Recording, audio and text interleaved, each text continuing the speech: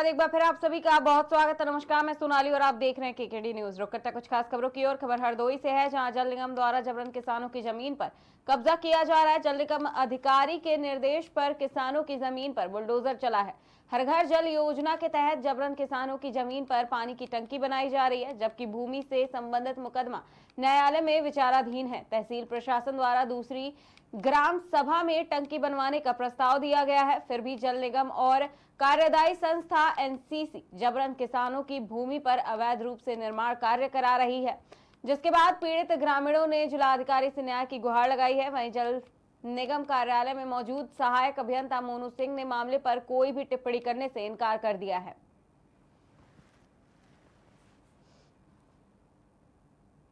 तो बड़े साल बताएंगे मौके पे गए थे तो नहीं बताएंगे तो वही रिपोर्ट लेकर नहीं रिपोर्ट लेके तो सर ही बताएंगे। आप मौके पे गए थे कि नहीं गए थे? मैं तो देखा आया हूँ उसके बाद। क्या आपको लग रहा है? मैं लेकिन वो रिपोर्ट बताएंगे वही बड़े साहब ऐसे सब बताएंगे इसके बारे में बैठ जाएंगे। आप भी जिम्मेदार अधिकारी हैं सब नहीं सर, तो बोलने के लिए सर वही ऑथराइज है ना, बोलने के लिए हम नहीं है। क्या बोल क्या नाम है, क्या बोल रहे हैं जी? आपका नाम क्या है? नवनी सिंह साहेब। किस पद पे है? साहेब बनता है, साहेब बनता। तो ये बताइए कि जो शीशा बुलडोजर बनाया जा रहा है, क्या प्रस्ताव पास हुआ था, किस तरीके से कार्रवाई हुई थी सर इसके बारे में बनाने को लेकर? उसके लिए बड़े साहब अधिकृत हैं सर, वही बताएंगे सर उसको। वहाँ ये तो है यहाँ पे बड़े साहब इस समय सेकेंड अफसर आती है सर, आती है अरे सब जब वो मीटिंग है मिलेंगे। हम लोगों की निजी भूमि पर बुलडोजर चलाया जा रहा है, पानी की टंकी का अवैध निर्माण किया जा रहा है, जबकि लेखपाल कानून को नायब एसडीएम ने दूसरी जगह प्रस्ताव भी कर दिया है। ग्राम सभा बगौछा में ये सिरसा में हमारी जमीन पे 516 नंबर में जबरदस्ती बोरिंग की जा रही है, मूंगफली की सब फसल नष्ट की जा रही, बुलडोजर बराबर चल रहा है। हम लोग मना करते हैं, मानते भी नहीं है। कौन अधिकारी है, कौन लोग हैं? ये जल निगम वाले कर्मचारी हैं और ठेकेदार हैं एक विपुल, वो लोग जबरदस्ती और मनमानी तरीके से। किनकी जमीन है खेत है? विनय कुमार गुप्ता, लाखन, करणलाल, कालीचरण, विक्रम आदि लोग, नीरू आदि। कार्रवाई हुई जिलाधिकारी से मिले क्या? जिलाधिकारी ने रोकने के लिए कहा भी था, तब भी उन्होंने प्रशासन नहीं रोक रहा है। वो जल निगम वाले रोक नहीं रहे हैं, मान नहीं रहे हैं। फसल सब नष्ट वष्ट करे दे रहे हैं, बुलडोजर चला रहे हैं, मूंगफली की सारी फसल नष्ट किए जा रहे हैं। तो बड़े साल बताएंगे मौके पे गए थे तो नहीं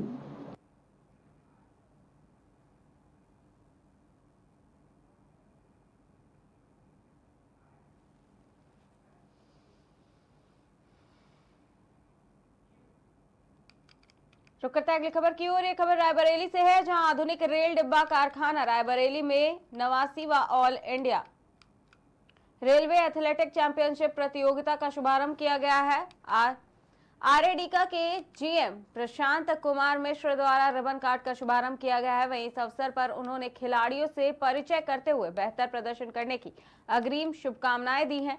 इस दौरान जीएम प्रशांत कुमार मिश्र ने बताया कि रेलवे ऐसे आयोजनों के माध्यम से देश को बेहतर खिलाड़ी उपलब्ध कराने का महत्वपूर्ण कार्य करता है। इसके अतिरिक्त आसपास के खिलाड़ियों को भी बेहतर प्लेटफॉर्म और मौका मिलता है। बता दें, इस प्रतियोगिता में लगभग 400 से अधिक खिलाड़ी पार्टिसिपेट करेंगे।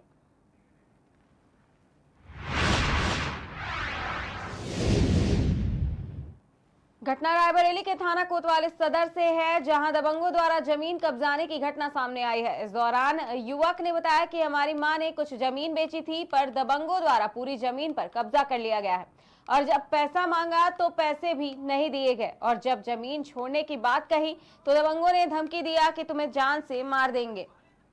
इसकी शिकायत करने थाने गया युवक तो उल्टा उसके भाई को ही बंद कर दिया गया और 24 घंटे थाने में रखा गया और मारपीट भी की गई। बता दें, युवक आज पुलिस अधीक्षक कार्यालय पहुंचा है और न्याय की गुहार लगा रहा है। कुसुमपुर रामचंद्र, थाना कोतवाली, सदर रायबरेली। क्या मामला क्या है? मामला ये है कि हमारी माता जी हैं, इन्होंने अपने हिस्से की जो है 10 बिस्वा ज़मीन बेची है मोनू सिंह व मोनू तिवारी के हाथ एग्रीमेंट किया था। उसका जो है 8 बिस्वा ज़मीन बेच दिए हैं, बाकी शेष पैसा नहीं दिए हैं और इनके नाम अभी 2-3 बिस्वा और ज़मीन है। पूरी ज़मीन पे कब्जा कर रखा है, इनकी पूरी ज़मीन 1 बीघे है, पूरी ज़मीन पे कब्जा कर रखा है। हम लोग पैसा मांगते हैं तो पैसा नहीं देते हैं और बाकी ज़मीन छोड़ने के लिए तैयार नहीं है। कहते हैं जो भी करना है कर लो, चाहे शासन के यहाँ जाओ चाहे प्रशासन के यहाँ जाओ, ज़्यादा बदतमीजी करोगे तो पूरे परिवार को जो है चौराहे पे गोली मार देंगे। सरकार हमारी है, बाबा तुम्हारा साथ नहीं देंगे। तो आज इसकी एप्लीकेशन कोतवाली में दी आपने? हाँ, इसकी एप्लीकेशन मैंने कोतवाली में दी थी, लेकिन वो लोग पैसे वाले, उनकी पकड़ है, इसलिए उन्होंने अत्यधिक पैसा थाने और चौकी में देकर मेरे 2 छोटे भाइयों को जो है 24 घंटे थाने में बंद करवा के उनको मरवाया है। उसके बाद प्रशासन ने जो है 151 में चालान किया तो फिर हमने उनकी जमानत कराई। आज कहाँ आए हैं आप? हम इस समय आए हैं क्या कहते हैं पुलिस अधीक्षक महोदय के पास, सुनपुर रामचंद्र, थाना कोतवाली, सदर रायबरेली। क्या मामला क्या है? मामला ये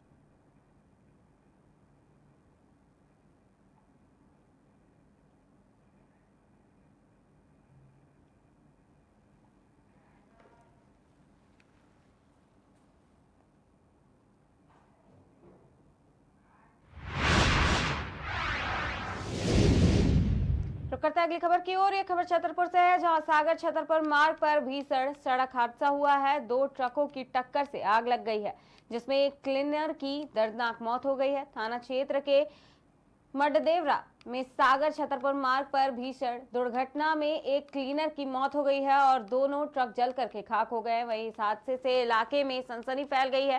थाना प्रभारी कृपाल सिंह के अनुसार रिजवान खान अपने अशोक लेलैंड ट्रक से कर्नाटक से कानपुर की ओर जा रहे थे कि तभी सामने आ रही ट्रक से टक्कर हो गई और ये बड़ा हादसा हो गया।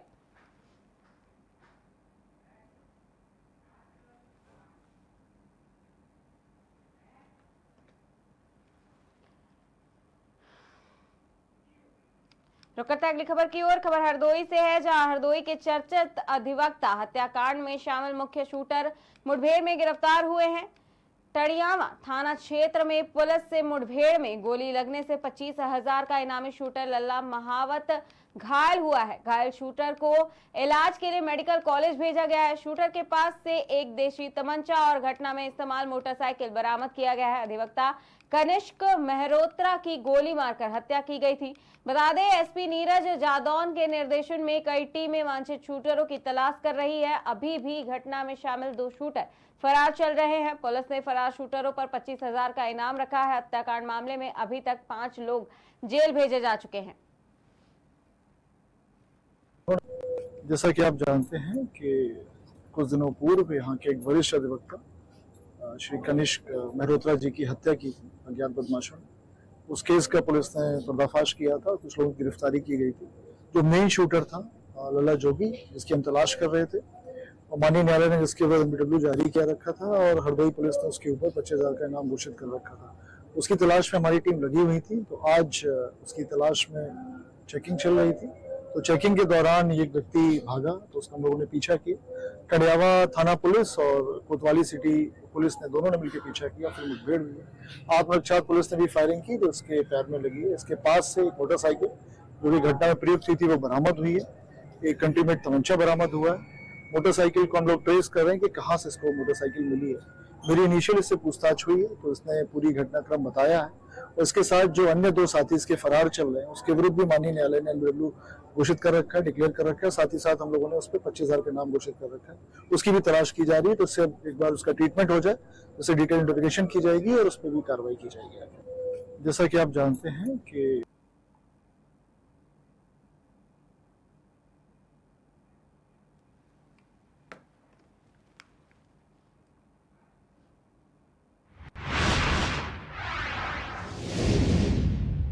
रुक करते हैं अगली खबर की ओर। ये खबर सूरत से है, जहां सूरत में एक लुटेरी दुल्हन का मामला सामने आया है।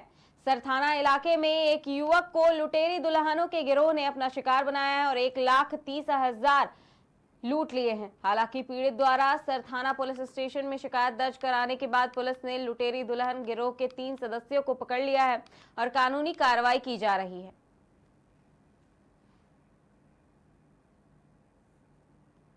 सूरत शहर के सरथाना पुलिस स्टेशन में लास्ट 6 मंथ में एक अर्जी आई थी।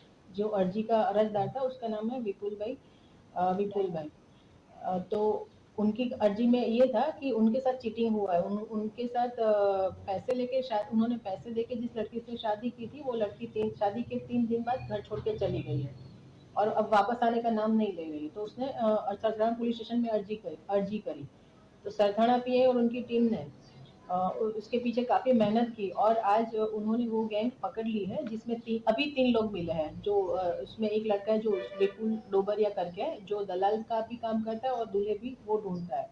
और दूसरी लड़की का नाम उसने अभी अपना ज्योति बताया, वो लड़कियां ढूंढती थी। और तीसरी लड़की जो हमने पकड़ी है जो दुल्हन बनी हुई थी, उसका नाम भी रूपाली है। उसने संजना नाम करके इस लड़के से शादी की थी और शादी के 3 बाद वो 1,35,000 पैसे लेके वापस आ गई थी। और इसमें से बाकी के पैसे जो 20,000 थे वो संजना ने लिए थे, बाकी के जो पैसे थे वो अभी दोनों आरोपी ने आधे आधे कर लिए थे। तो इन लोगों ने दूसरे 2 लोगों से और शादी की है पैसे लेके, उसमें एक राजकोट सिटी है और एक राजस्थान का जयपुर है, जहां दोनों जगह पे उन्होंने शादी की है। और अभी तपास चल रही है कि दूसरे कितने लोगों के साथ उन्होंने चीटिंग की है। तो अभी उनके खिलाफ आईपीसी की 420 और 120 का भी गुना दाखिल है। और लड़की ने जो रूपाली नाम रखा है तो उसके लिए उसने कुछ डॉक्यूमेंट में भी छेड़छाड़ की है, तो वो वेरीफाई कर रहे हैं। उसके बाद हम आगे कलम का भी उमेरा करेंगे। सूरत शहर के सरथाना पुलिस स्टेशन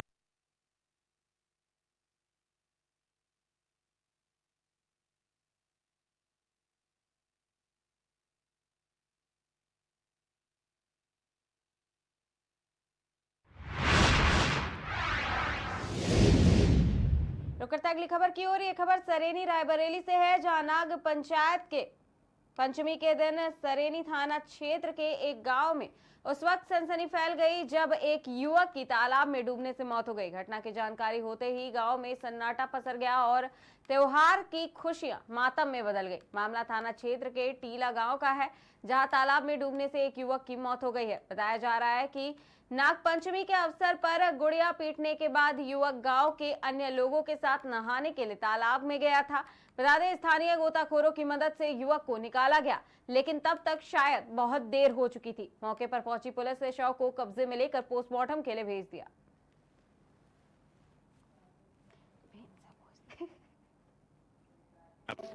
भैया क्या नाम है आपका? राजेश सिंह। कैसे क्या हुआ? अरे 4-5 लोग गुड़िया, पूरा गांव ही गुड़िया पीट रहा था और 4-5 लोग जब तालाब में नहाने के लिए गए तो ये भी साथ में चला गया और नहाते नहाते डूबने लग गया। जब डूबने लग गया तो साथ के लोगों ने इसके बचाने की कोशिश की, लेकिन तब तक नीचे बैठ चुका था। फिर पूरा गांव भी इकट्ठा हो गया इसको बचाने के चक्कर में, लेकिन किसी का उसमें वो नहीं बस नहीं चला कि वो इतना गहरा होने की वजह से तालाब की किसी का बस नहीं चला। फिर दूसरे गांव से गोताखोर बुलाए गए, उन्होंने निकाला, तब तक काफ़ी लेट हो चुका था। करीब ये घटना आधा पौन घंटा चली है। इतनी देर में तो लोग की सांसें रुकी जाती है, तो आप भी जानते हैं। खत्म हो गया। उसके बाद अब उसको अस्पताल ले गए। अब देखिए क्या होता घर का है। इकलौता था क्या? जी, घर का इकलौता लड़का था। भैया क्या नाम है आपका? राजेश सिंह। कैसे?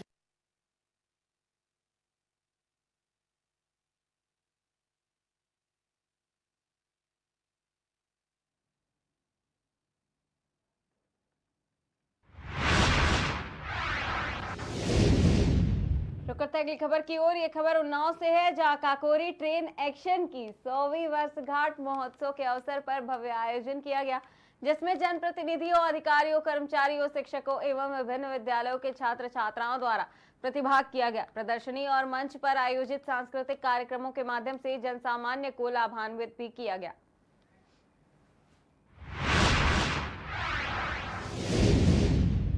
शहीदों की चिताओं पर हर बरस मेले लगेंगे। बता दें कि वतन पर मरने वालों का यही बाकी निशान होगा। यही लाइनें काकोरी कांड में शहीद हुए क्रांतिकारियों के ऊपर बिल्कुल सटीक बैठती हैं। देश को आजादी दिलाने में महत्वपूर्ण घटना काकोरी ट्रेन कांड के शताब्दी वर्ष में प्रवेश करने पर पूरा राष्ट्र उनको नम आंखों से याद कर रहा है। आजादी के मतवालों को याद करते हुए जिले भर के परिषदीय विद्यालयों में प्रभात फेरी, पेंटिंग, निबंध और भाषण प्रतियोगिता सहित अन्य सांस्कृतिक कार्यक्रमों का आयोजन किया गया। साथ ही एमडीएम में बच्चों को स्पेशल व्यंजन भी दिया गया।